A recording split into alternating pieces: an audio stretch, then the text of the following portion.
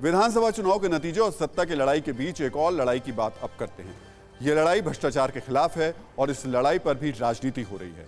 महाराष्ट्र में गृह मंत्री रहे अनिल देशमुख को 100 करोड़ की वसूली मामले में 6 नवंबर तक ईडी की कस्टडी में भेज दिया गया है। यानी अनिल देशमुख की दिवाली ईडी की हिरासत में बनेगी।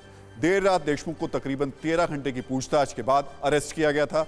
वहीं महाराष्ट्र में ही डिप्टी सीएम अजीत पवार की करीब 1400 करोड़ से ज्यादा की संपत्ति आयकर विभाग ने जब्त कर ली है। नोटिस जारी किया है इसको लेकर के। एक महीने में दूसरी बार अजीत पवार के खिलाफ आयकर विभाग ने कार्रवाई की।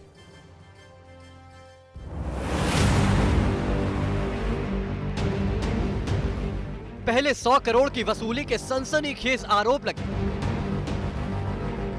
उसके बाद कुर्सी गई। कमोवेश ऐसी ही है वसूली कांड में फंसे महाराष्ट्र के पूर्व गृह मंत्री अनिल देशमुख पर आरोप और एक्शन की क्रोनोलॉजी।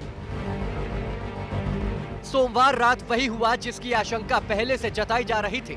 ना कोई बहाना काम आया, ना कोई दलील काम आई। ईडी ने वसूली कांड में सबसे बड़ी कार्रवाई की।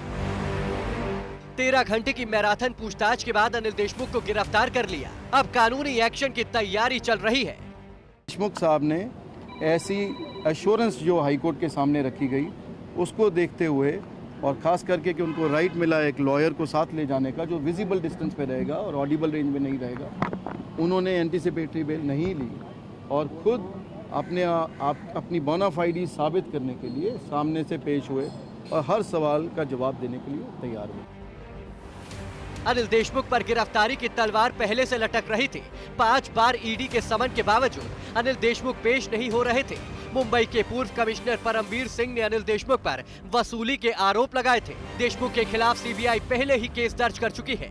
सीबीआई 2 बार देशमुख के ठिकानों पर छापेमारी भी कर चुकी है। पूरे मामले में मनी ट्रेल के खुलासे के बाद ईडी की एंट्री हुई। ईडी ने भी केस दर्ज किया था। अब ईडी की टीम पूरे मामले में एक एंगल से सच का पता लगा रही है। हालांकि अनिल देशमुख खुद तमाम आरोपों को बेबुनियाद बता रहे हैं। परमवीर सिंह का बहुत ही नजदीक का एपीआई सचिन वजे, इसने भी मेरे ऊपर परमवीर के कहने से मेरे ऊपर आरोप किए। आज सचिन वजे मनसुख हिरेन के मर्डर केस में आज एनआईए ने उनको अंदर डाला है। ईडी ने अनिल देशमुख की 2 प्रॉपर्टी भी जब्त कर चुकी है। 15 दिन पहले देशमुख और उनके परिवार की 4 करोड़ 20 लाख रुपए की संपत्ति को जब्त किया गया था, जिसमें नागपुर का एक फ्लैट और पनवेल की एक जमीन शामिल है। इसी मामले में देशमुख के पीए संजीव पालांडे और पीएस कुंदन शिंदे को अरेस्ट किया गया था। दोनों फिलहाल केंद्रीय एजेंसी की कस्टडी में है। फिलहाल वसूली कांड का पूरा मामला उलझ चुका है, क्योंकि करीब 2.5 महीने पहले महाराष्ट्र के मुख्यमंत्री उद्धव ठाकरे पर सनसनीखेज आरोप लगाने वाले मुंबई के पूर्व पुलिस कमिश्नर परमवीर सिंह लापता है, जो अपने आप में तफ्तीश का विषय है। तो महाराष्ट्र में एक और नेता आयकर विभाग के रडार पर हैं। सूबे के डिप्टी सीएम अजीत पवार के खिलाफ आयकर विभाग ने बड़ा एक्शन लिया है। इनकम टैक्स डिपार्टमेंट ने अजीत पवार की कई प्रॉपर्टीज को जब्त करने का अस्थायी नोटिस जारी किया है।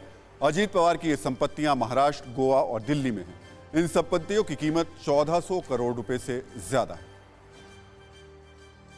आज धनतेरस है, इसलिए अब आपके मन में ये जिज्ञासा भी होगी कि अजीत पवार की जो संपत्ति जब्त करने का नोटिस जारी किया गया है उसकी कीमत क्या है।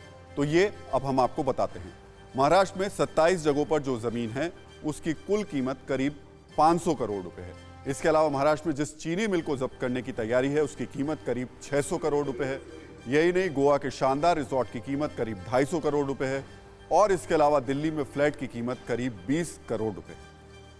यानी मुंबई में एक ऑफिस है और इसकी कीमत भी करीब 25 करोड़ रुपए बताई जा रही है। यानी अजीत पवार की इन संपत्तियों की कुल कीमत करीब 1400 करोड़ रुपए है। परवाह देश की, सोमवार से शुक्रवार रात 10 बजे TV9 भारतवर्ष पर।